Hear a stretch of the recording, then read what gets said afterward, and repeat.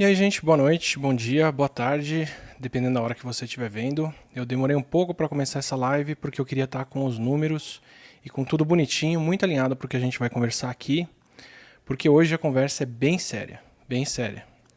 Então, deixando claro para vocês desde já, se você está ansioso, se você está estressado com o que está acontecendo, se você está muito preocupado, recomendo pular essa live, não assistir ela por agora, porque vai ser uma conversa com números e uma conversa com números que contam um cenário que não é muito legal. Para começar, deixa eu dar minha carteirada, me apresentar aqui para você entender por que eu vou falar o que eu vou falar nessa live e o que a gente está esperando pela frente. Tá? Desativei o chat, desativei tudo aqui porque é papo reto hoje e são números reais.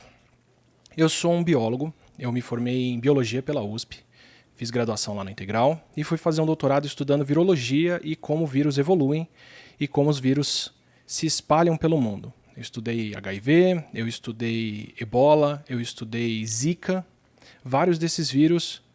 No caso do Zika, por exemplo, uns bons anos antes dele vir parar no Brasil, porque era um vírus preocupante desde então.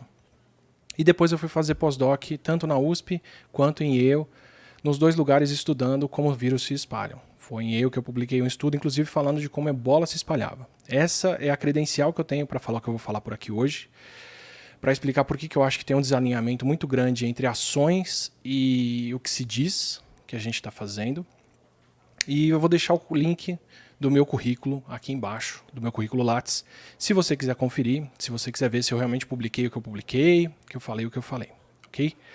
Eu vou começar colocando o índice aqui de novo. Se você quiser avançar nesse vídeo para qualquer ponto da live, é só você seguir as cores do índice aqui. E avançando para uma cor dessas, você vai ouvir o que eu vou falar, mas eu recomendo ouvir a live inteira, porque é um grande argumento aqui de por que você deveria me ouvir e por que a gente tem que tomar ações rápidas e muito decisivas. Mas se você quiser avançar para os pontos, é só seguir a linha aqui, ok? Então vamos lá. Para começar, vamos falar de curas. A gente fala muito sobre se é possível curar o coronavírus, se temos esperança de curar ele, se o que a gente tem no caminho pela frente. A gente tem vários tipos de cura. As curas geralmente são o que a gente chama de intervenção farmacológica. Então, remédio e vacina para você tomar. Até hoje, até aqui, a gente não tem nem remédio, nem vacina para o coronavírus. Vacinas estão em desenvolvimento, vários países estão correndo ao mesmo tempo para fazer vacinas, mas como eu já falei algumas vezes por aqui, mas vou repetir do começo ao fim para ser muito claro, elas demoram para serem testadas e demoram para serem entregues. Então eu vou dar um exemplo muito direto. Quando eu estava estudando o Ebola em 2014, para ver o espalhamento dele, os americanos estavam muito preocupados com o Ebola se espalhando da África para a Europa e para os Estados Unidos. Também viam uma oportunidade de vender bastante doses de vacina, o que é um ótimo incentivo para desenvolver uma vacina logo. E fizeram a vacina urgentemente a partir de 2014. Isso já era estudado. Por causa do surto africano de 2014, eles correram com a pesquisa disso. E essa vacina foi entrar em testes em 2016. E ela foi liberada para o público, para poder ser comprada e distribuída, não necessariamente para o público todo, mas para ser distribuída mundialmente em 2019. Então, a vacina de Ebola, que até onde eu sei é a vacina que correram mais rápido para desenvolver ela. Pode ter outras, eu espero que deixem nos comentários se tiver, mas essa que eu tenho notícia é a mais rápida. E ela levou 5 anos para ir a mercado, certo? Então agora, mesmo se tiver muitos países tentando desenvolver a vacina, o que tende a acontecer é que a gente tem mais chances de ter uma vacina que funciona, porque com todo mundo testando, alguém vai chegar em alguma coisa que funciona, o que é ótimo, mas a linha do tempo de cada um desses trabalhos vai ser a mesma, porque todos eles têm que passar pelo mesmo tipo de teste para desenvolvimento de vacina.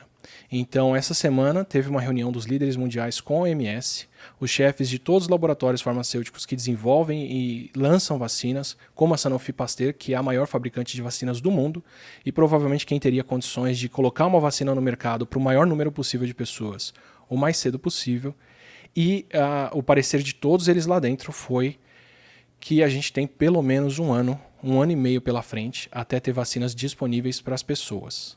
Okay? Essa é a linha do tempo otimista, no melhor dos cenários, para a gente ter uma vacina disponível. E a questão é que um ano é muito tempo, como a gente vai ver hoje.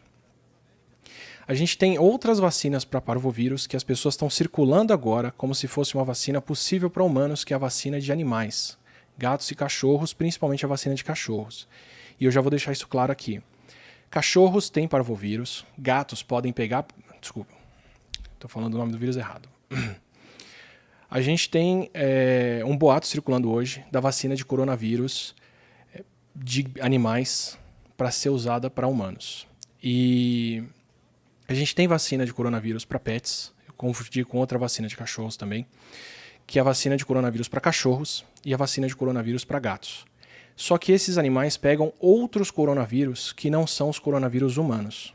Então não adianta se tomar uma vacina dessas, porque ela não vai ter ação protetora para o nosso coronavírus, que causa a Covid-19 de agora. Então, se você pegar, por exemplo, dengue, a gente tem 4 tipos de dengue circulando no Brasil. Se você pegar um desses tipos de dengue, você já não está protegido contra o outro, e é por isso que é tão difícil de desenvolver vacina para dengue. A gente tem o mesmo problema com o coronavírus.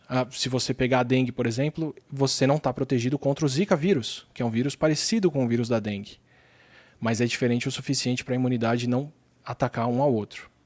O coronavírus de gatos e cachorros é diferente o suficiente do coronavírus que está causando a Covid-19 agora, para a imunidade não proteger. Então não adianta pensar na vacina dos animais, porque é um vírus diferente. E o mecanismo que a gente faz vacinas para humanos também é diferente, com outro nível de segurança. Então, por favor, não corram atrás dessa vacina, ok?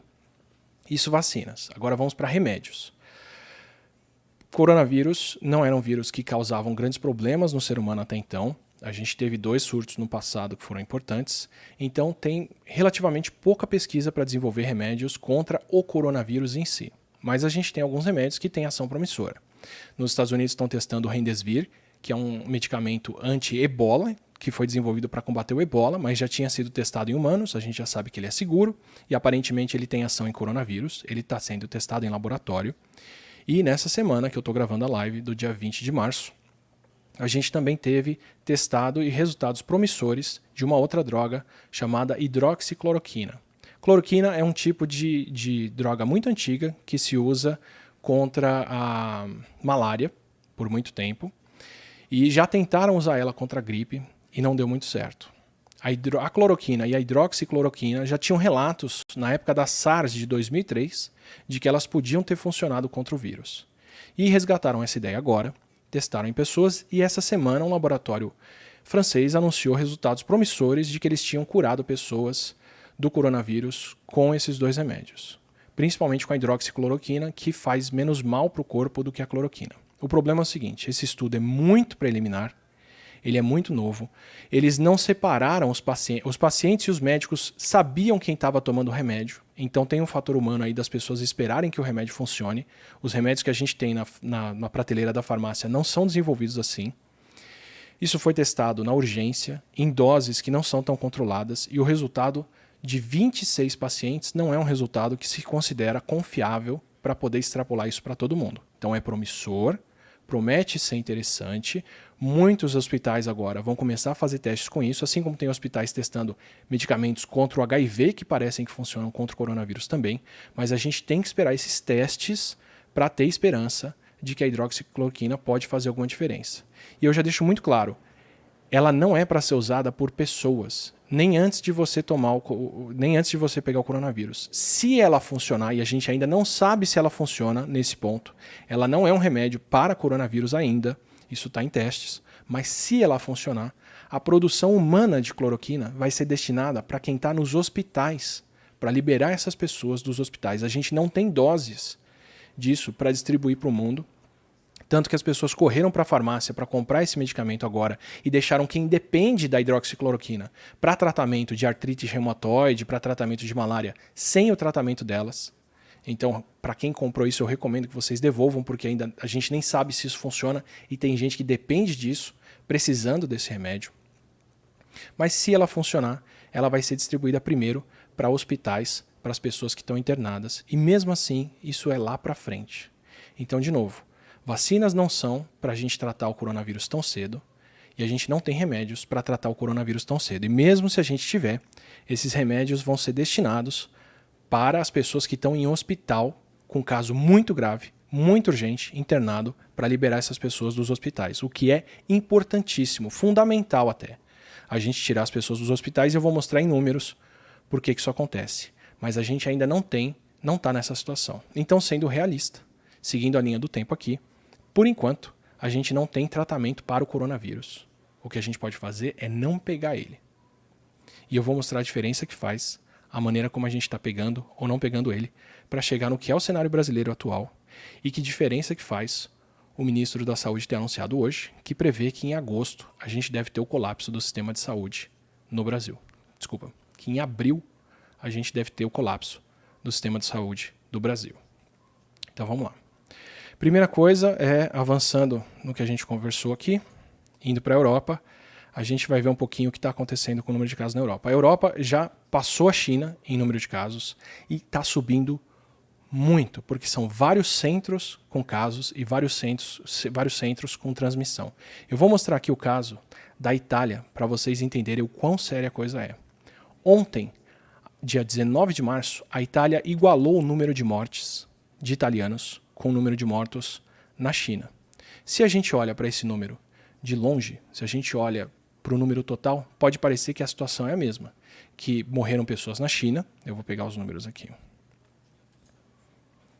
A gente pode olhar para o total de mortes na China até ontem e falar que são 3.200 mortes. A gente pode olhar para o número de mortes da Itália, que até ontem tinham sido 3.400 mortes, e falar que os dois países estão na mesma situação. Mas não estão. Eu vou mostrar para vocês o que é a curva de mortes de cada país. Esse gráfico que está na minha frente me tampando aqui é o gráfico de mortes por dia na China, que começaram em janeiro e foram até o começo de março agora, e ainda estão acontecendo algumas. E esse gráfico dá o número de mortes da Itália em azul, que é o que vocês estão vendo. Repara que o total de mortes da China pode ser parecido com o da Itália até o dia 19, e nesse gráfico, até onde a gente construiu aqui, eles eram iguais, só que eles estão completamente distribuídos no tempo. A China teve número de casos que fez isso aqui, ó, subiu e desceu. A Itália ainda está na reta de subida de casos. A Itália ainda está crescendo no número de casos. Então, se você olhar para a China, se você olhar para a Itália agora, se você olhasse para eles dia 19, você podia falar, os dois têm o mesmo número de mortes, eles estão numa situação parecida, mas eles não estão. A Itália não adotou as medidas de contenção da China tão cedo, a Itália não agiu tão cedo para impedir esse vírus circulando lá, e eles continuam tendo um número de mortes crescente. Tanto que hoje, dia 20 de março, a Itália registrou mais 600 mortos, o que é um recorde. A Itália está subindo no número de mortes deles. Então você pode olhar para o coronavírus hoje e falar, mas tem outras doenças que matam muito mais. A tuberculose mata 10 mil pessoas por dia. Essa outra doença X ou Y mata não sei quantas mil pessoas por dia. Só que essas doenças matam um número constante de pessoas todos os dias. O coronavírus está matando um número crescente de pessoas por dia. Um número que está quase dobrando no mundo. Eu vou colocar de novo o gráfico aqui para você ver o que acontece com a China e com a Itália. Olha para o gráfico da Itália, olha para as mortes em azul e me diz se isso é alguma coisa que deve estacionar tão cedo. Não é. E o que está acontecendo? Só na região da Lombardia da Itália já é um número de mortos tão grande que o exército está tendo que transportar esses mortos dentro de caminhões para poder cremar eles em outra região. É terrível, são muitas mortes. A Itália já tem que escolher quem tem atendimento ou não e quem vai morrer fora de hospital. E ela chegou num ponto em que o número de mortes agora deve dobrar ou mais, porque as pessoas sem atendimento morrem em casa, morrem sem o coronavírus. Alguém com problema cardíaco, alguém que sofreu um acidente, alguém que foi para outro canto na Itália e teve um outro problema, vai acabar morrendo porque não tem UTI para essas pessoas. E esse número de mortes deve continuar aumentando por lá, ok?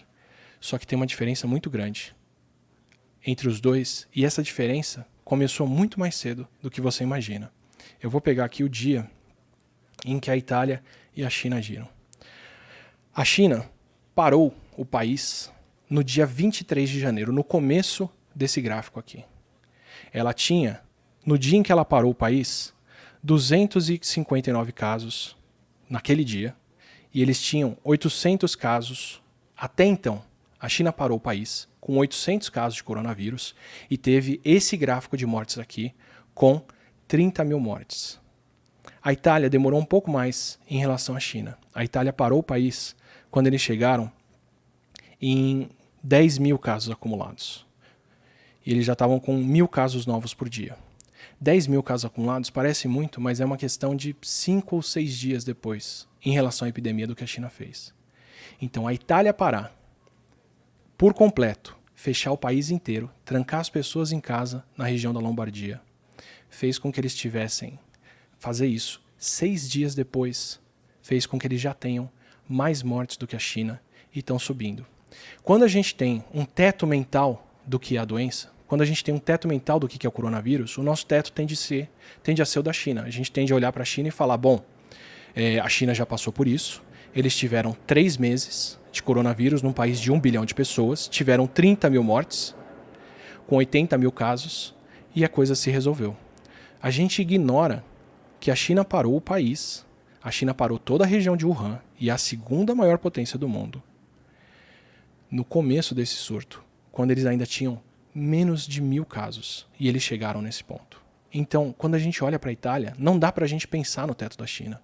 A gente não sabe qual é o teto da Itália. A gente não sabe onde a Itália vai terminar.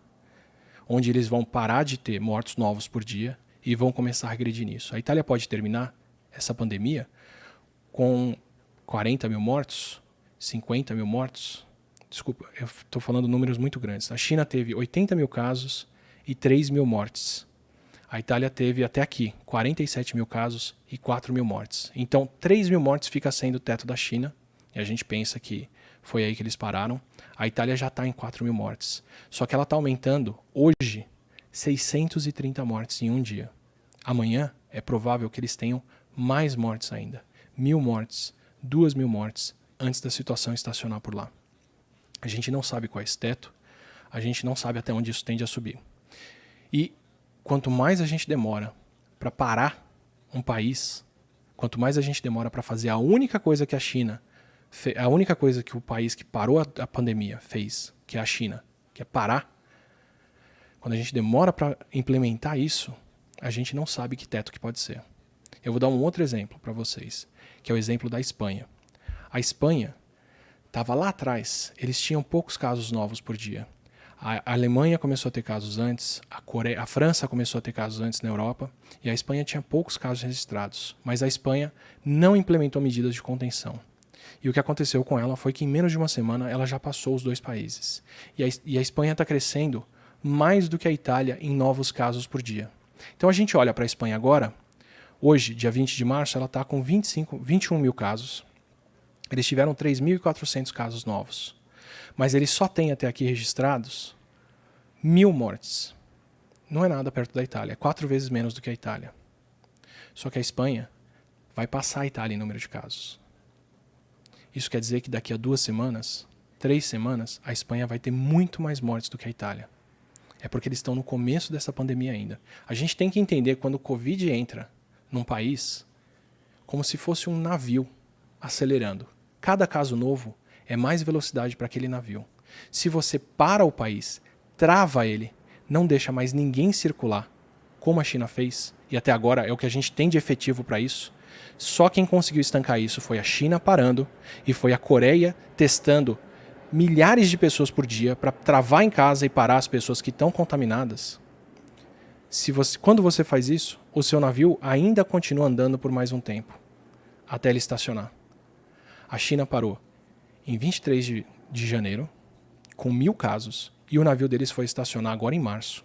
Ainda não terminou de estacionar, eles ainda registram alguns casos, com 80 mil casos e 3 mil mortes. A Itália puxou o freio deles no dia 9 de março. Quando eles vão parar, a gente ainda não sabe, porque não dá para extrapolar a situação da China, porque eles estavam mais acelerados, o navio deles já estava indo mais rápido. Então, da hora que eles puxaram o freio até o navio deles parar, isso pode parar lá na frente com 100, 150, 200 mil casos e 8, 10, 20 mil mortes. A gente não sabe, como eu disse para vocês. Tanto que o número de infectados da Itália já não é mais confiável porque eles não têm mais sistema de saúde para testar e diagnosticar as pessoas. A gente vai saber o que está acontecendo na Itália de verdade, de acordo com o número de mortos lá, porque eles passaram do limiar do que é possível. E a Itália tem só uma região afetada. A Espanha está crescendo mais rápido porque a gente tem vários centros com pessoas infectadas na Espanha. Isso quer dizer que ela vai crescer mais rápido e ela vai ter 1, 2, 3 Itálias acontecendo dentro dela ao mesmo tempo, até lá na frente. Só para mostrar para vocês como esses números progridem. Então, para dar alguma predição aqui, para vocês darem valor para a predição que eu vou fazer mais lá para frente, a Espanha deve ter, lá na frente, mais casos e mais mortos do que a Itália, da maneira como ela acelerou até aqui. É assim que essa doença progride, e é assim que a gente adivinha o que vai acontecer lá na frente. Mas eu vou sair um pouquinho da Europa para falar onde a coisa está ficando séria. Estados Unidos e Inglaterra. Por que eu quero falar desses dois países? Porque são dois países que estavam adotando uma postura muito mais relaxada até a semana passada. Então, os Estados Unidos estavam até então falando que não era nada e que não precisavam parar, apesar de estar em milhares de casos, apesar de não estarem testando pessoas. E a Inglaterra tinha adotado uma estratégia que era inédita, nenhum país tinha pensado em fazer isso, que era simplesmente vamos deixar a doença acontecer. A gente não tem como parar ela, a gente vai deixar as escolas funcionando, os mais novos vão pegar o coronavírus, vão pegar a Covid, vão desenvolver a doença e vão ficar imunes. E aí tá bom. E com eles imunes, o resto do país não pega mais nada.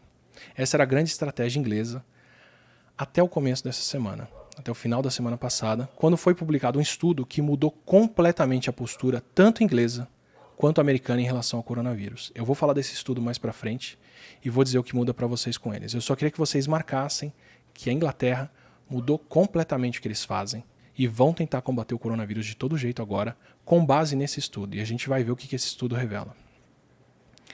Nos Estados Unidos, uma outra coisa que aconteceu é quando a gente fala que existem previsões e que as pessoas sabem predizer como as coisas podem acontecer, foi por isso que os ingleses mudaram a postura deles, os americanos tiveram acesso ao mesmo tipo de informação de para onde o coronavírus estava progredindo, o que deveria acontecer, e hoje estão punindo um senador que depois da reunião secreta que informou as pessoas, que informou a cúpula americana de políticos do que estava acontecendo em relação ao coronavírus, esse senador vendeu as ações que ele tinha para pegar o dinheiro, porque ele sabia que o mercado ia cair.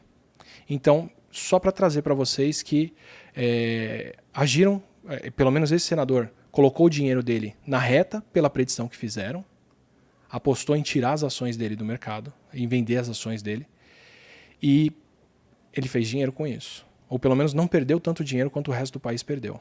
Então, ao invés de anunciar para as pessoas que eles previam uma queda de mercado, ele ficou quieto, todos ficaram, e ele vendeu as ações. Só para mostrar para vocês que as pessoas estão conscientes do que está acontecendo e estão trabalhando em cima desse tipo de previsão, como que a gente vai ver daqui a pouco.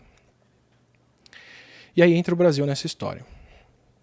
O Brasil hoje registrou, eu vou pegar aqui, o Brasil hoje registrou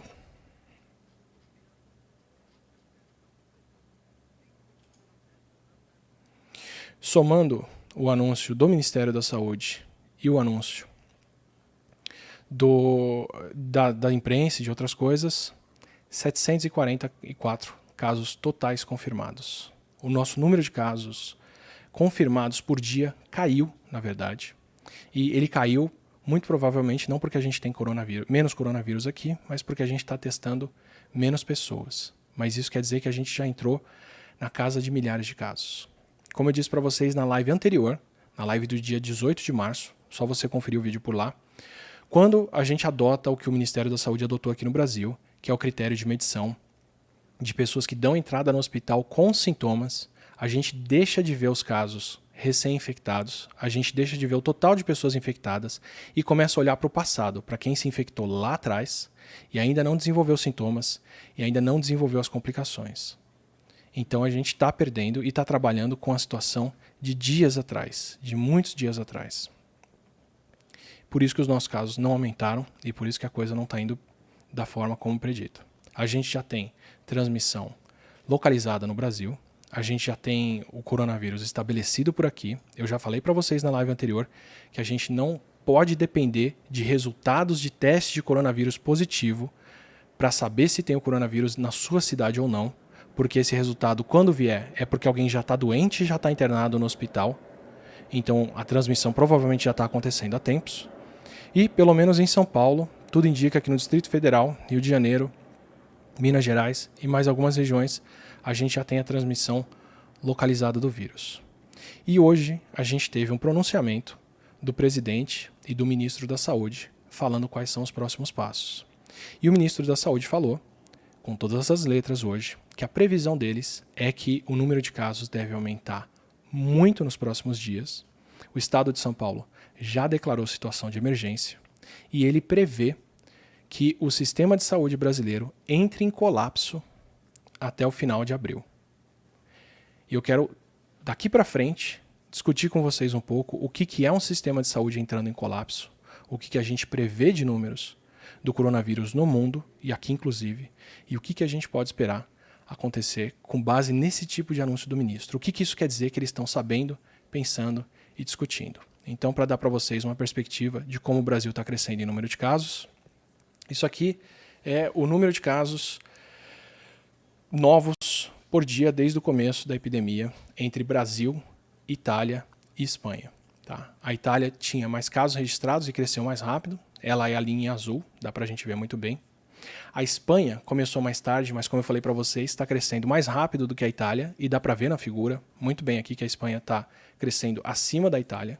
Então a Espanha, por enquanto, não tem um número de mortes compatível com o italiano, mas a tendência deles lá na frente é ultrapassar a Itália.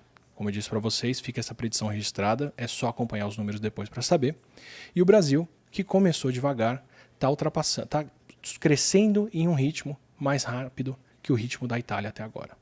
Então, para mostrar para vocês o que são as projeções usando esses tipos de número, essa daqui é a projeção que o pessoal do Peixe Babel fez, a Vivi e a Camila, que estão me ajudando muito com os gráficos que eu estou apresentando aqui nesse episódio hoje e no episódio anterior. Acompanhem elas no canal Peixe Babel, se vocês quiserem saber o que deve acontecer nos próximos dias e se vocês quiserem ter esse tipo de números.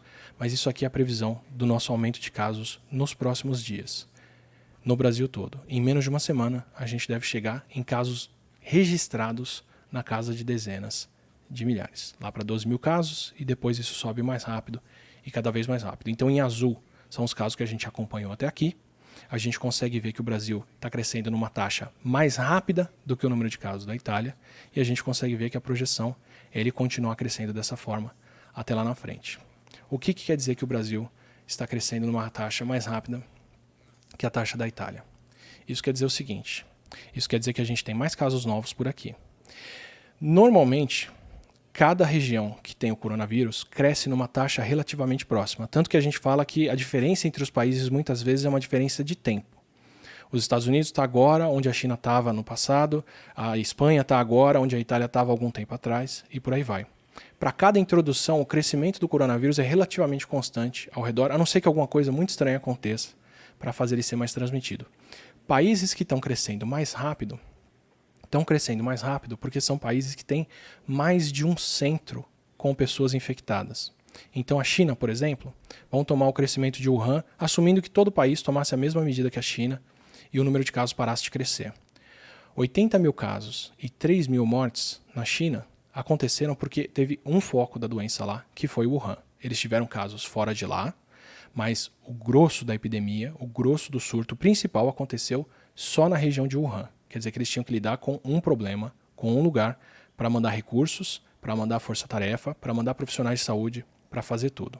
Se você pegar os Estados Unidos hoje, eles têm pelo menos 3 centros com o surto estabelecido. Eles têm Nova York, o estado de Washington na costa oeste e o estado da Califórnia, que decretou fechado, ninguém pode sair, ninguém pode circular. Está cheio de celebridades de Hollywood fazendo vídeos em casa agora, mostrando o que eles fazem entediados, porque estão trancados em casa. Isso quer dizer que, se os Estados Unidos parassem, como a China parou, e já passou essa fase, eles já estão com muito mais casos do que isso, a gente poderia esperar que eles teriam pelo menos 3 Wuhans acontecendo dentro do país. 3 cantos onde o número de casos cresce. Isso quer dizer que o crescimento americano em relação à China seria 3 vezes maior. Se o Brasil está crescendo mais rápido do que a Itália, quer dizer que a gente tem o número de casos aumentando em mais regiões do que a Itália tem. No caso da Itália, é a região da Lombardia. Aqui no Brasil, pelo menos até aqui, em número de casos registrados, a gente tem São Paulo e Distrito Federal com Brasília. Distrito Federal com Brasília, a gente pode descartar esse crescimento porque as pessoas estão sendo muito testadas lá. Porque são onde estão as pessoas mais influentes, as pessoas que guiam o país, as pessoas que têm acesso a recursos como máscaras, como a gente vê em todo o pronunciamento, e provavelmente são as pessoas mais testadas também. É provável que a gente tenha mais casos acontecendo em estados mais populosos, em cidades mais populosas, como Rio de Janeiro, como Belo Horizonte, mas a gente só vai ver os casos nesses lugares quando os casos tiverem que ser hospitalizados, quando eles tiverem que ser enterrados, porque as pessoas começaram a morrer. Aí a gente vai ter o tamanho da estimativa desse surto por lá. Então o Brasil promete crescer numa taxa mais rápida do que a Itália. Isso quer dizer que a gente pode esperar aqui no Brasil, nos próximos dias, nos próximos meses, um cenário como o da Itália. Ou pior, para vários centros. Não fiquem na cabeça de vocês com a linha do tempo da China. Com o surto começa 3 meses depois, quase não tem mais caso acontecendo e a coisa terminou. Assim como parar o país um pouco depois, foi o suficiente para a Itália ter mais mortes e agora cada vez mais mortes, parar o país um pouco depois vai fazer com que a Itália só possa sair da quarentena alguns meses depois. Se a gente não parou o país agora, a tendência é que a gente não saia desse surto dentro dos próximos meses. 3 meses é uma linha do tempo irreal para a gente esperar que aconteça aqui, porque a gente não está adotando as medidas da China agora. Mas para cada semana que a gente demorar agora, vocês podem esperar mais 1 mês ou 2 das coisas acontecendo lá na frente. E quando eu digo que tem um desalinhamento entre o que é dito e o que é feito, eu quero falar justamente disso. São Paulo já decretou estado de emergência, Rio de Janeiro também parou várias regiões. A gente já está começando a preparar estádios para receber as pessoas hospitalizadas, porque o grande problema do coronavírus é esse. Uma grande parte das pessoas que pegam o vírus não morre, mas precisa de internação, precisa de hospitalização. Então a gente já está ciente do que vem pela frente aqui. São Paulo vai usar estádios para receber pessoas, assim como a Itália está sendo obrigada a usar hotéis para poder fazer unidades hospitalares, para poder tratar todo mundo. Então a gente já sabe que os nossos hospitais não vão ter como receber as pessoas e que a gente vai ter que mandar elas para esse tipo de centro. A gente já está realizando isso. Se você ouvir qualquer pronunciamento do Ministério da Saúde, feito ao longo dos últimos mês e meio pelo menos, todo pronunciamento eles terminam falando que o Brasil está preparado, porque o Brasil foi o país que avisou a OMS lá no começo do ano de que a China tinha uma pandemia e que o problema era sério. Então a gente está ciente do que vem pela frente. Estamos tomando medidas como essas de converter hospitais e de fazer as coisas para que isso aconteça, para que a gente consiga se proteger e atender as pessoas dentro do que vem pela frente. A gente já está se preparando para o pior, mas a gente não tem empresas parando, trabalho parando e todo mundo que podia ser dispensado e está em casa, dispensado e em casa. Nenhum país pode parar serviços essenciais. A China, a Itália, qualquer um deles mantém comércio funcionando com farmácia, com supermercado, com restaurantes para prover comida para as pessoas. O país não tem como parar, mas a circulação de pessoas precisa parar. E agora a gente entra na parte séria da conversa até aqui, porque até aqui eu dei a situação atual do Brasil e para onde a gente vai nos próximos dias. Agora eu quero dizer para vocês o que tem de acontecer no Brasil nos próximos meses e por que a nossa vida já, a partir de agora, não é mais a mesma. E o que vai mudar daqui para frente. Para isso, antes, eu queria fazer uma introdução para vocês. Eu vou tocar um trechinho de um vídeo de um podcast que eu participo, que é o Nerdcast. Para quem não me conhece, eu faço, entre outras coisas aqui na internet, participações em podcasts, como o Nerdcast, que é o maior podcast do Brasil. E a gente já conversa há muito tempo, fala de várias coisas. Eu já falei de vírus, de bactéria, de evolução, de uma série de coisas lá. E em 2016, a gente fez um episódio conversando sobre como seria um surto que poderia parar o mundo. O que seria o fim do mundo causado, não o fim do mundo, mas um pesadelo causado por uma doença, por uma pandemia. E eu conto do que seria o pior caso, que é uma gripe, muito letal, que se espalha muito rápido, que seria um cenário muito pior do que o que a gente enfrenta hoje com o coronavírus. Mas eu quero que vocês ouçam onde eu chego com o coronavírus. Isso é 2016, esse episódio. Foi lá que a gente gravou isso. Então eu vou deixar esse trechinho do Nerdcast tocando para vocês por 2 minutos aqui, para você ouvir o que a gente falou em 2016, para você ver se a gente estava ciente ou não do que poderia acontecer. Agradeço demais o pessoal do Nerdcast por ceder o áudio para eu passar aqui na live.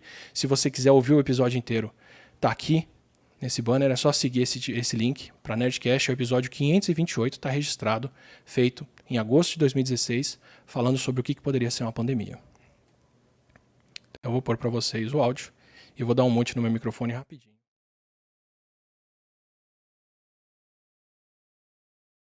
Mas tem alguma doença que a gente já conhece que seja potencial, se não for cuidada, se não for parada? A gripe. A gripe? A gripe, cara, a gripe, tranquilo. A gripe aviária ou qualquer forma nova de gripe que se espalhar, porque ela primeiro infecta e depois você tem os sintomas, e ela espalha muito bem pelo ar. Pra te dar um exemplo, o Ebola agora, que aconteceu na África, ele matava 1/3 dos infectados. Mesmo assim, ele matou 36 mil pessoas. A gripe mata isso por ano já. Gripe normal? Gripe normal, gripe comum. Caraca, cara. Com vacina e com tudo. Ela mata mais do que isso, porque ela infecta muita gente. A gripe espanhola matou 100 milhões de pessoas. Nossa. É estimado entre 50 e 100 milhões, mas é no mínimo coisa do dobro da Primeira Guerra, ou mais do que a Primeira e a Segunda Guerra somadas, se você somar quem morreu na guerra e de fome depois.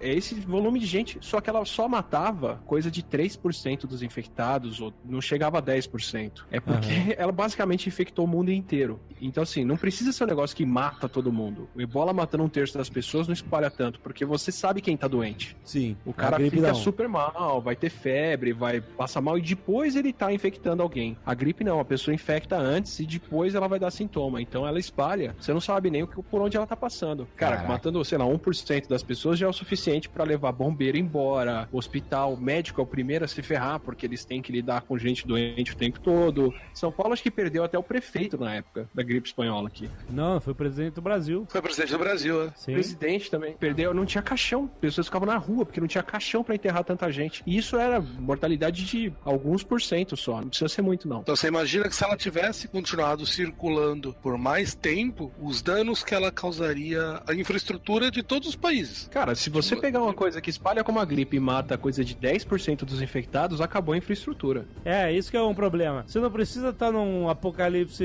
absurdo pra acabar a infraestrutura. Você só precisa lotar todos os hospitais. É como no Pandemic, você só precisa infectar antes de descobrirem a vacina.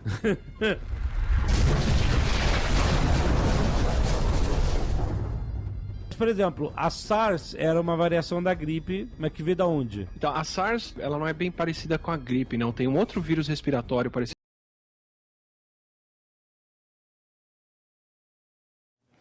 Esse foi o áudio que viralizou essa semana em WhatsApp, num monte de lugares. De novo, obrigado ao pessoal do Nerdcast que me cedeu esse pedaço para eu passar para vocês aqui. Esse áudio viralizou essa semana porque as pessoas estavam ouvindo a gente falando em 2016 sobre o coronavírus e fazendo esse tipo de previsão que um vírus que se espalhasse pelo ar, que contaminasse as pessoas e que matasse 3% da população, poderia ser um vírus que para um país. Pode parecer que eu estou prevendo o futuro ali, mas eu estava simplesmente repetindo o que já é o consenso na ciência e o que a gente conhece há muito tempo. Então, esse tipo de previsão a ciência já faz desde sempre, desde quando a gente conhecia a SARS, na verdade. Quando a SARS foi descoberta em 2003, a China ficou impressionada com o número de casos que eles tiveram, com a pandemia que aquilo poderia ser, e correu atrás para estudar esses vírus e ver por onde eles circulavam, de onde eles vinham, para saber justamente se outros vírus tinham o potencial de pular para o ser humano e causar um problema, como foi a SARS em 2003, que na época infectou milhares de pessoas, matou centenas, mas já foi tão assustadora que a gente queria saber, antever as próximas e saber se isso estava vindo. Cientistas servem para isso, a gente serve para ser consultado, para dar para as pessoas números que orientam políticas públicas, que fazem as pessoas decidirem o que é importante ou não. Cientistas raramente dizem o que tem que ser feito, mas a gente dá a informação para poder tomar esse tipo de decisão e para quem decide, para quem planeja, poder agir a respeito disso. Então eu vou ler para vocês um trechinho de um estudo de 2007, de muito antes de eu fazer esse episódio, sobre o que eles falavam dos coronavírus que acontecem em morcegos na China, que são vírus que naturalmente infectam os morcegos de lá. Todos esses estudos que eu estou falando estão na descrição do vídeo aqui embaixo, estão todos citados aqui, para você poder ir lá, seguir o meu link e conferir para você ver qual é o grau de confiança que a gente tem no que a gente fala quando a gente prevê uma epidemia ou uma pandemia.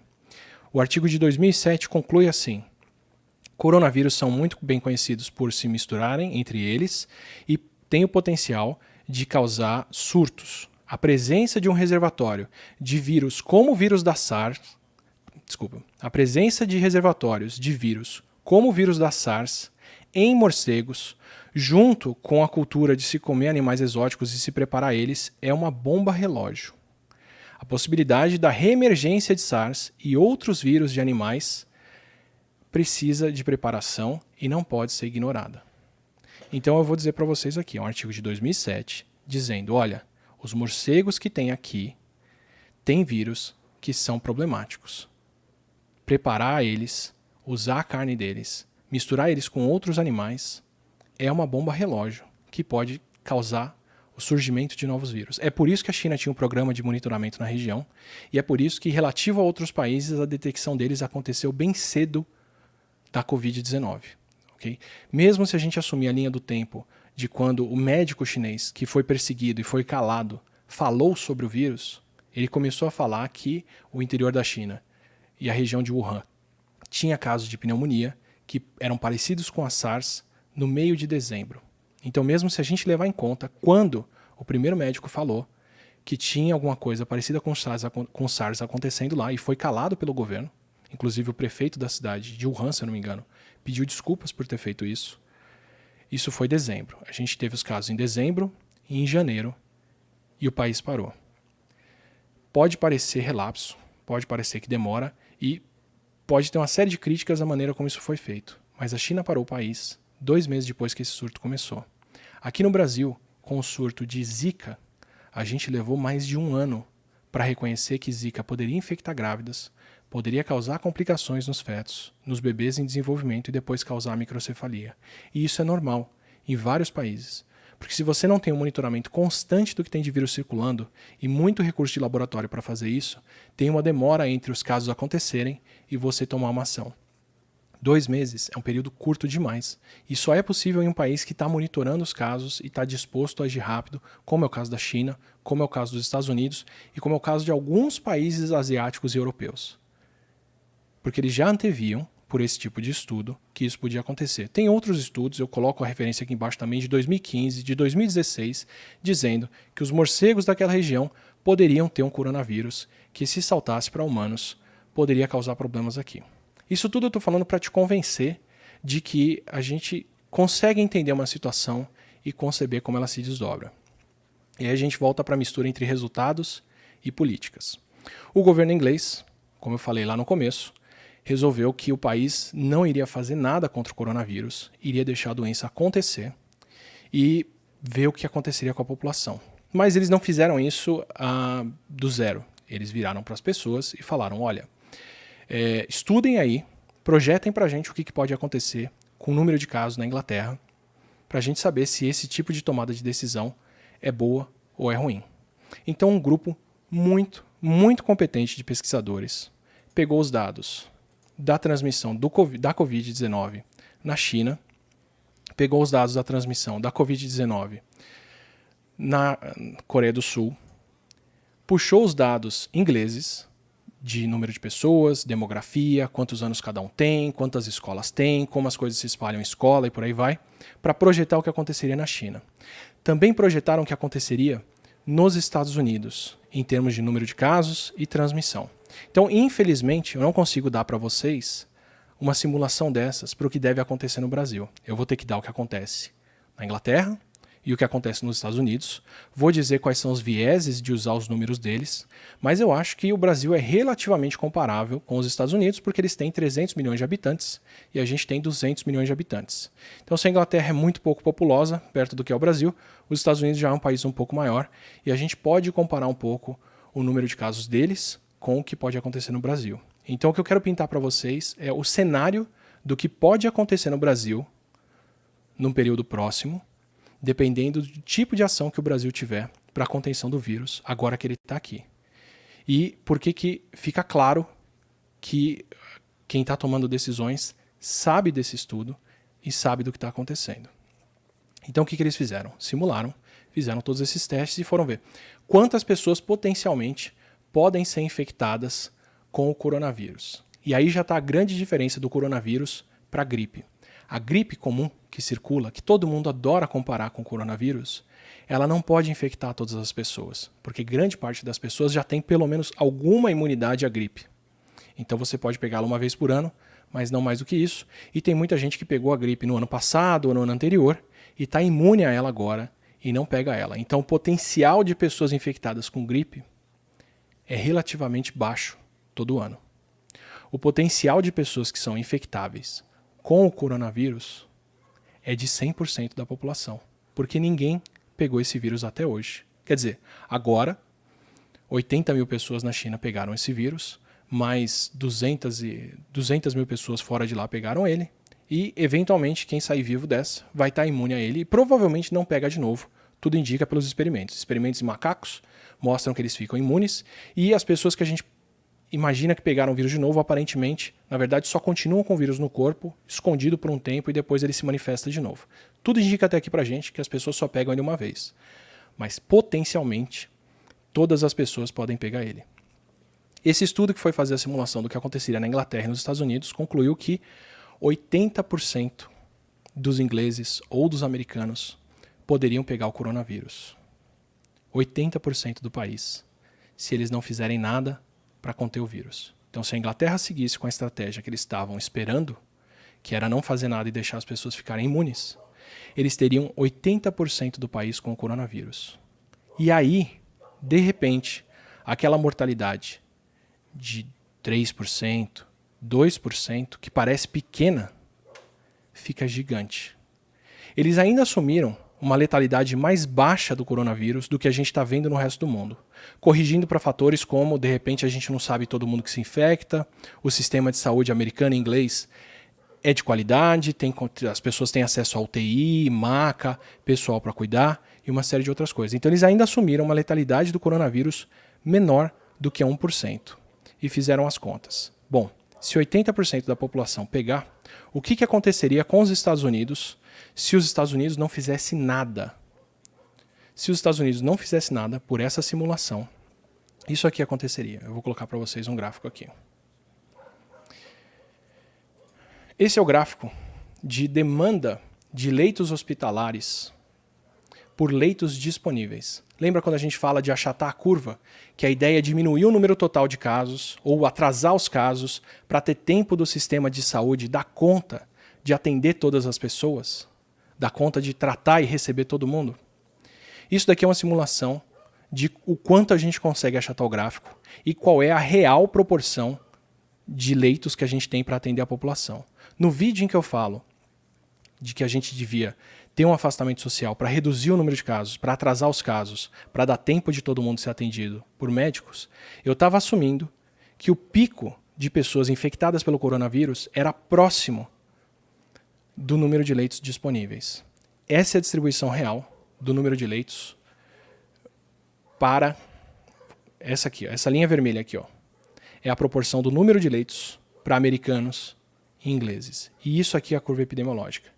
Isso aqui é o quanto a gente espera que a curva passe do número de leitos nesses países. Em preto, a linha preta, é o que aconteceria se a Inglaterra ou os Estados Unidos não fizessem nada para barrar a população. O que eles esperam é que o número de casos chegasse a 80% da população em meses entre abril, maio, junho, julho e agosto. E tivesse essa demanda por leitos hospitalares. Vocês estão vendo a linha vermelha ali embaixo. A linha vermelha é o número de leitos disponíveis. A linha preta é o número de pessoas precisando de leitos hospitalares. São pelo menos 50 vezes mais pessoas precisando de leitos hospitalares do que leitos disponíveis. Ou seja, o que a gente está vendo na Itália não é nada perto do que pode ser o coronavírus se o país não fizer nada. Felizmente a gente está fazendo, felizmente todos os países estão fazendo. Até agora a gente não conhece nenhum país que está tomando a atitude. Essa realidade preta não existe. Não tem nenhum país seguindo isso. Mas se não fizessem nada, era isso que se esperava. E o que acontece nesse cenário onde não se faz nada? São 81% dos americanos contaminados, quase 1% deles morrem em 5 meses, o que dá 2,2 milhões de americanos mortos entre abril e agosto por coronavírus, se o país não fizer nada. Foi isso que eles calcularam.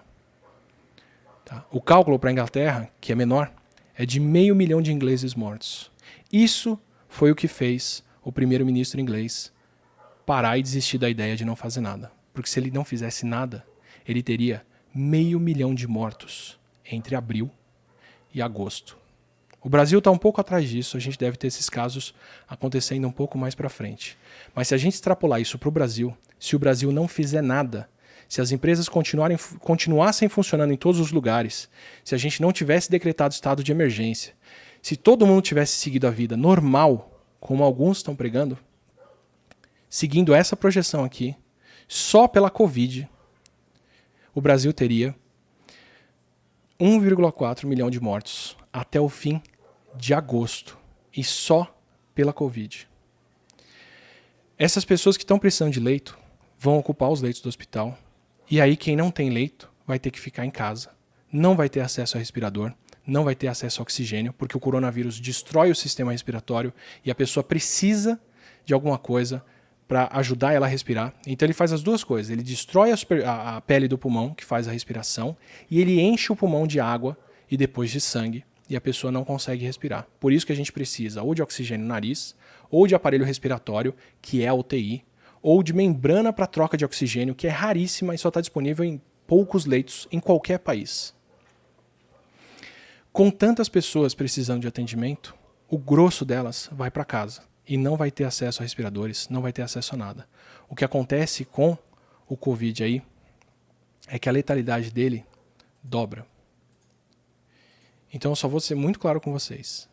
Se os Estados Unidos não fizessem nada, eles estão fazendo, eles teriam 2,2 milhões de mortos pela Covid, mais os mortos porque não tem atendimento médico.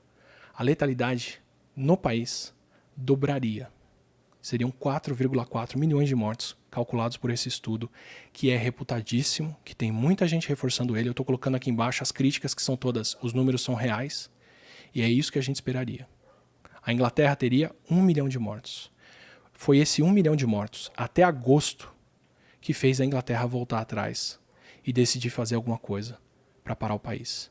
No Brasil, se a gente tivesse seguido essa distribuição, a gente teria 2,6 milhões de brasileiros mortos até agosto.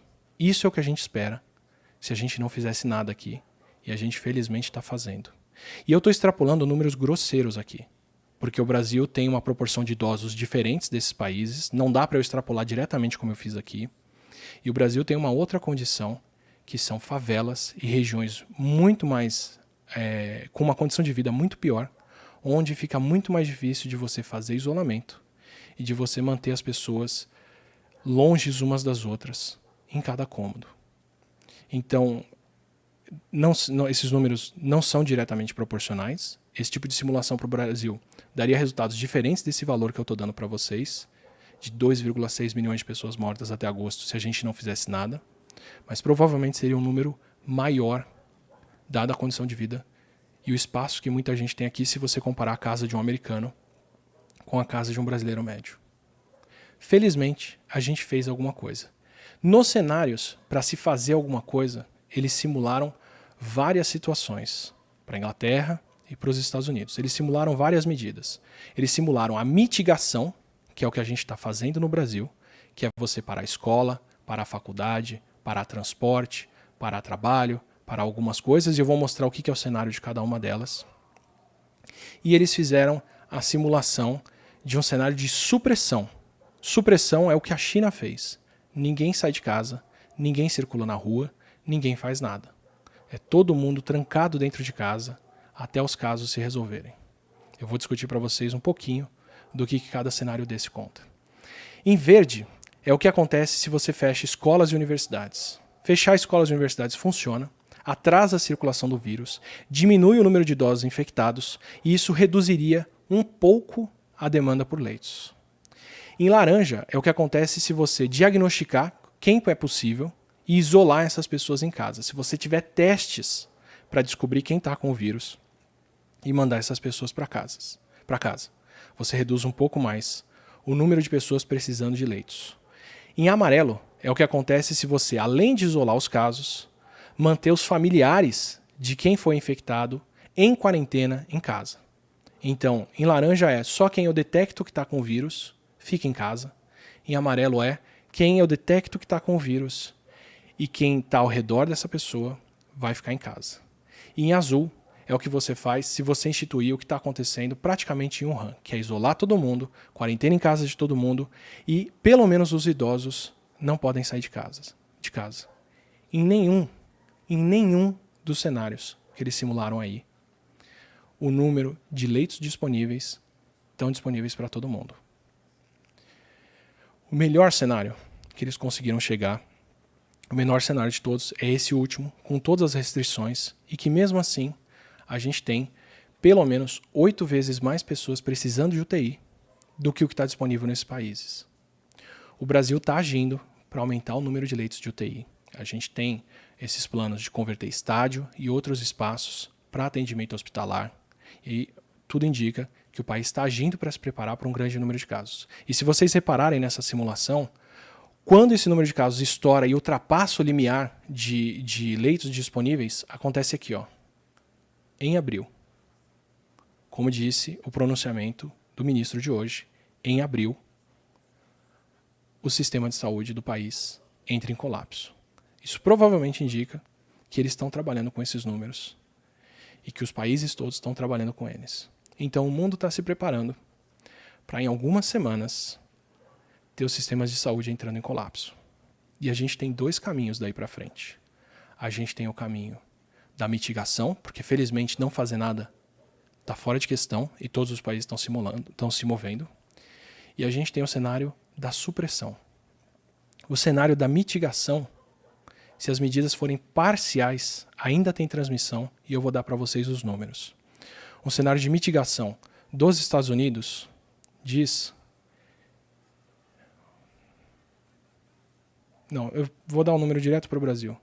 Um cenário desse de mitigação em que a gente não suprime as pessoas, não mantém elas em casa e deixa mais do que o básico funcionando, a gente ainda tem leitos faltando, a gente ainda tem a mortalidade da Covid dobrando, porque as pessoas não vão ter respirador. E a gente teria, ignorando que a proporção de idosos do Brasil é diferente e que as condições sociais aqui podem ser piores, pelo menos 1 milhão de mortos até o fim de agosto. Então esse é o cenário que a gente tem pela frente.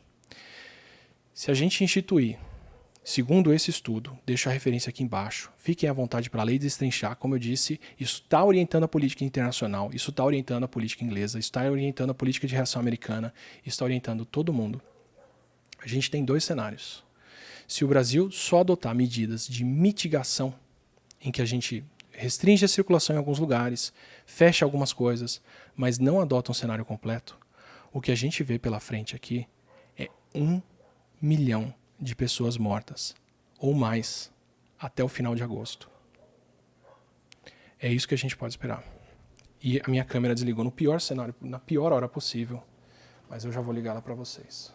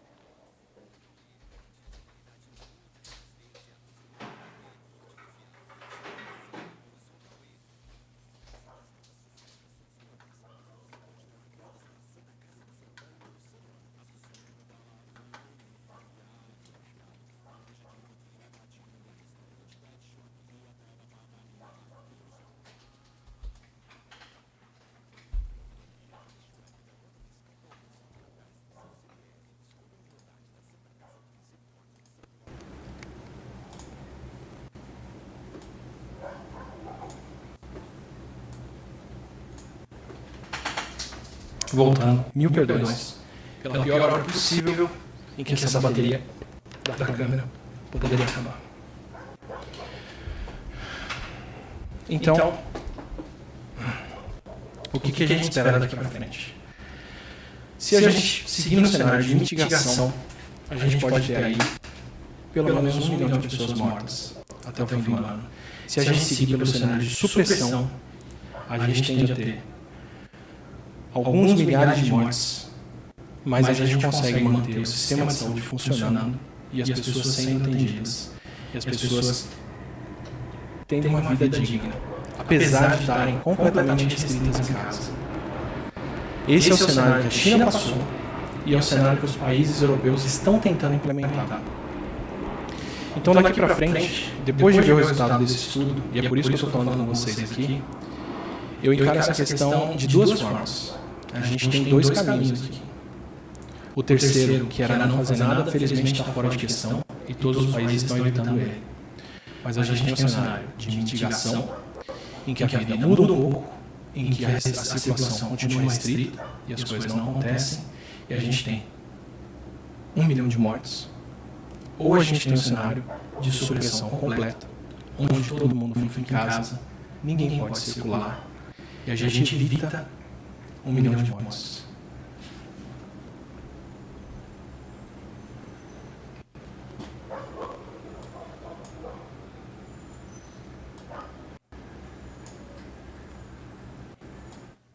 Eu vou voltar o trecho todo porque deu eco aqui. Mil perdões, assim que eu liguei a câmera de novo. Depois, se vocês quiserem, a gente pica esse vídeo e faz vários pedaços. Era a pior live que eu podia ter, problemas técnicos desses, mas pelo menos está me mantendo falando com vocês de cabeça fria. A gente tem esses dois cenários pela frente aqui.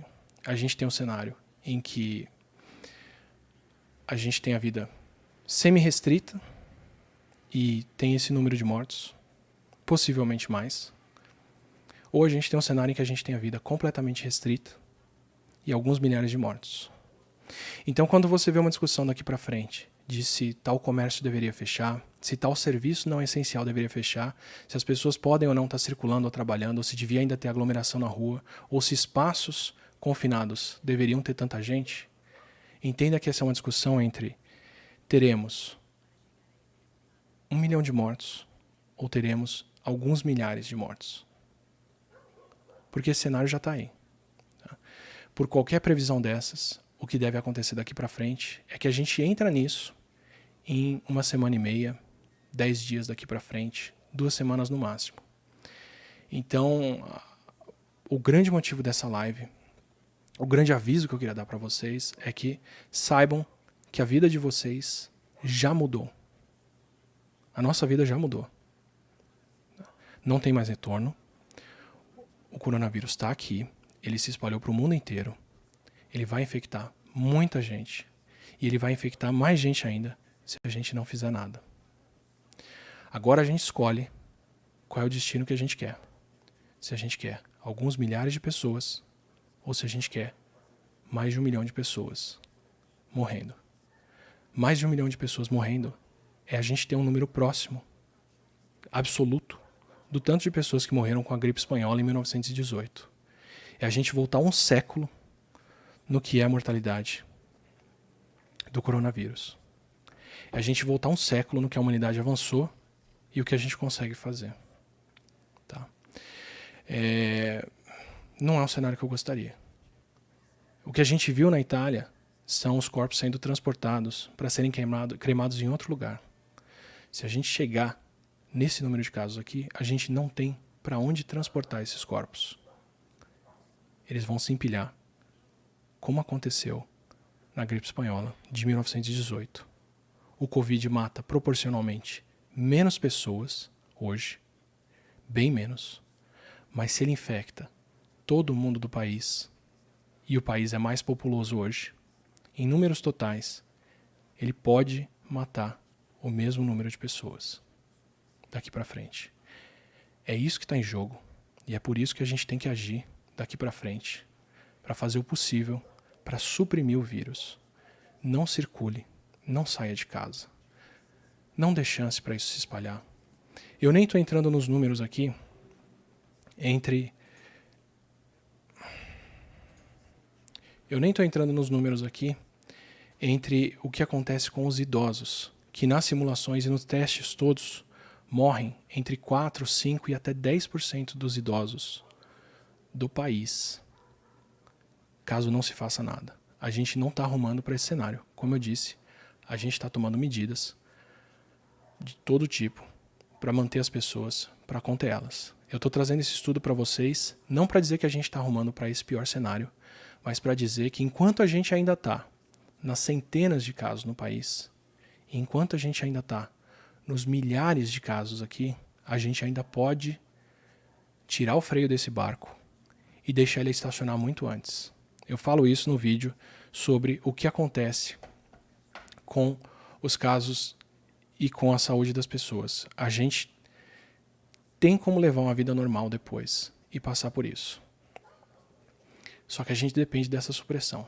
A gente depende de todo mundo ficar em casa por meses, pelo menos até o fim de agosto.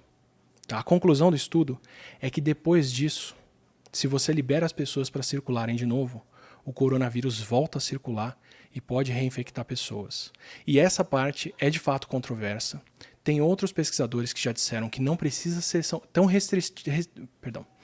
Tem outros pesquisadores que já disseram que não precisa ser tão restritivo a respeito do coronavírus daí para frente. Que depois de a gente passar por uma fase de supressão dessa, a gente pode acabar com os casos e com isso ficar livre para circular.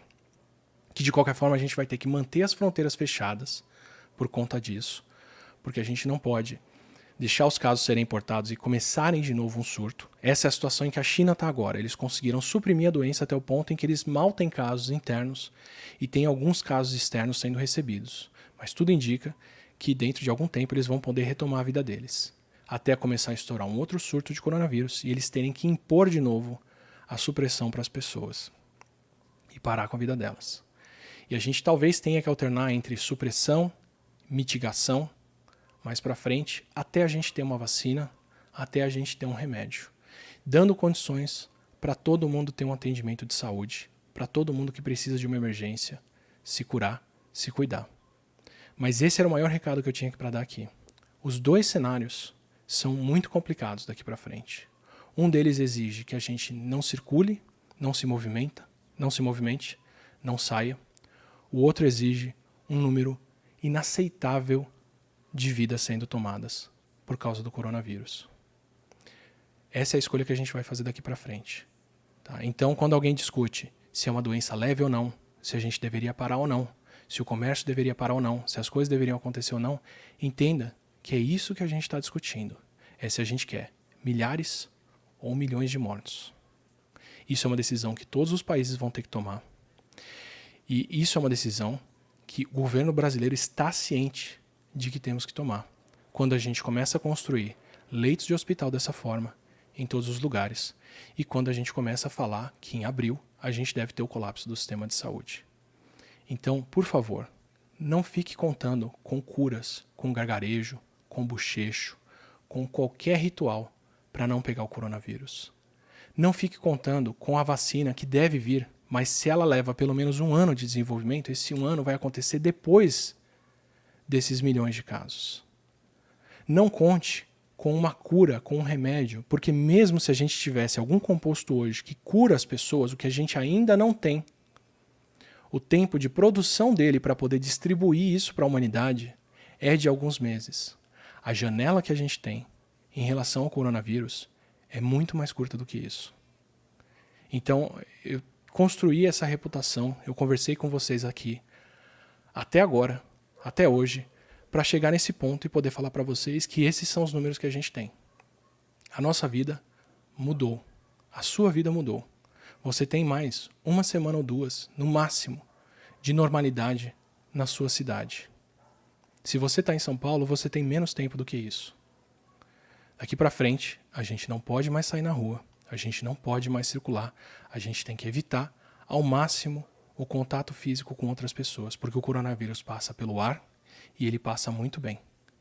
E quando você tem um número de casos tão grande, é só o isolamento e a distância física que impede esse vírus de ser transmitido.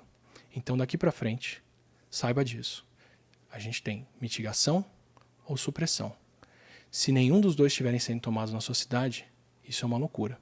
Se a mitigação estiver sendo tomada para manter parte da economia girando, para manter parte das coisas funcionando, porque pode ser perigoso e porque pode levar a uma perda de trabalhos, saiba que isso envolve milhares de vidas na sua cidade. Milhões de vidas no país como um todo. O caminho que esse estudo mostra, o caminho que a gente vê, o caminho que o mundo está vendo como o único possível para evitar um grande número de mortos é testar ao máximo as pessoas com vírus e supressão, não sair de casa, não circular. Você não precisa acreditar no que eu estou falando aqui, você não precisa me levar a sério, os estudos todos estão aqui embaixo, o meu currículo está disponível, é só acompanhar o número de casos da Espanha e como a Espanha vai progredir, ou se você está em qualquer parte do Brasil, é só você acompanhar o que vai acontecer com São Paulo no próximo mês. Mas se você está em São Paulo, saiba disso, a sua vida mudou, você não deve mais sair na rua, você não deve mais circular, você não deve mais entrar em contato com outras pessoas. A nossa vida vai mudar muito nos próximos dias, ela vai mudar radicalmente e ela vai mudar em uma direção ou em outra. Ou da restrição de movimento, ou do número de mortos que a gente vai ver na nossa frente. A gente ainda está em tempo de enfrentar isso. O Brasil ainda está no começo desse surto e a gente teve meses para estudar o que aconteceu em outros países e o que funcionou ou não. Então a gente ainda pode agir. E a gente já aprendeu, a esse momento, que a melhor ação que a gente pode tomar é essa de isolamento e distanciamento social. Eu estou repetindo isso muitas vezes porque é a única coisa que a gente sabe que funciona. Não leve a sério curas, não leve a sério tratamentos. Isso pode vir lá na frente, isso com certeza vai ajudar muito a humanidade. Mas a essa altura, nesse momento, o melhor que a gente faz é não sair de casa. Se a sua cidade ainda não tem casos, você tem alguns dias para isso chegar aí. No máximo um mês. Se você está num grande centro como São Paulo, e principalmente em São Paulo, essa realidade já chegou para você. Eu vou estar aqui, a gente vai passar junto por isso, a gente tem que se apoiar. Isolamento envolve muito preparo mental, envolve saúde mental para a gente poder passar por isso, tudo que vai acontecer. A gente vai ter que enfrentar familiares, parentes, amigos ficando doentes, sendo internados, avós, pai e mãe sendo internados e morrendo. E a gente tem que estar preparado para saber o que vem por aí e tem que estar disposto a enfrentar isso e ficar em casa e fazer o possível para passar pelo que vem pela frente. Então entenda isso como um recado, como um carinho pela vida, que é o que eu tenho, e como um aviso de quem quer ver a gente seguir o melhor caminho possível. Infelizmente envolve restrição de movimento, mas é disso que a gente depende para continuar vendo todas as pessoas queridas que a gente tem ao nosso redor. Porque a nossa realidade mudou.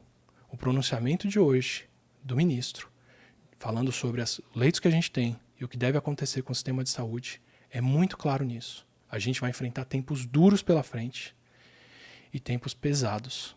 Esteja preparado e faça o possível para que daqui para frente a gente tenha que enfrentar o mínimo necessário disso. Então ficar em casa é o melhor que a gente pode fazer para poder passar por isso.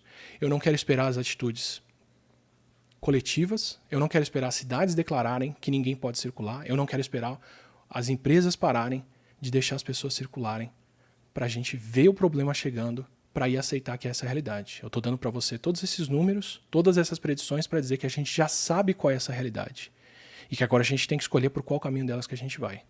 E como eu disse antes, a gente tem que escolher se a gente vai seguir pelo caminho de fingir que não tem nada acontecendo e ter milhões de mortes, ou se a gente vai seguir pelo caminho de aceitar que a realidade é essa agora e proteger essas vidas e trabalhar coletivamente, confiando uns nos outros, se informando, se cuidando para poder chegar lá na frente e passar por isso.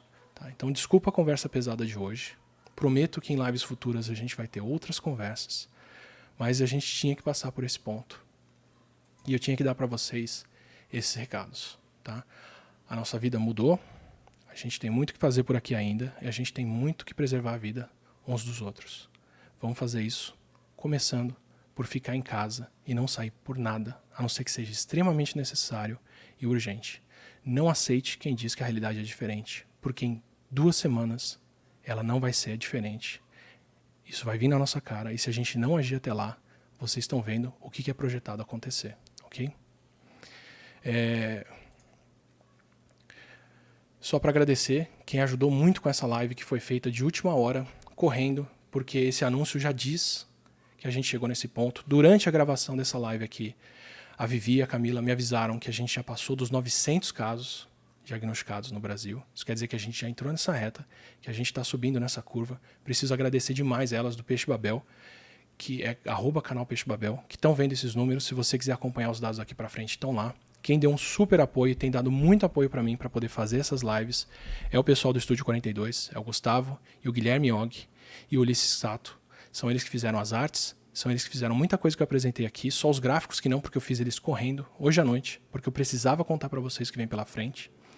Se vocês quiserem mandar perguntas, dúvidas, sugestões, estudos ou o que for para a gente poder falar aqui nas lives, que pelo visto vão ter que ser mais frequentes, é só entrar no Reddit Brasil aqui, nesse Reddit brasileiro, nessa sub do Reddit brasileiro, onde eu estou coletando as perguntas e as conversas que a gente faz aqui na live. Se você quiser tirar dúvidas e ver os vídeos sobre o coronavírus, a gente tem esse grupo aqui.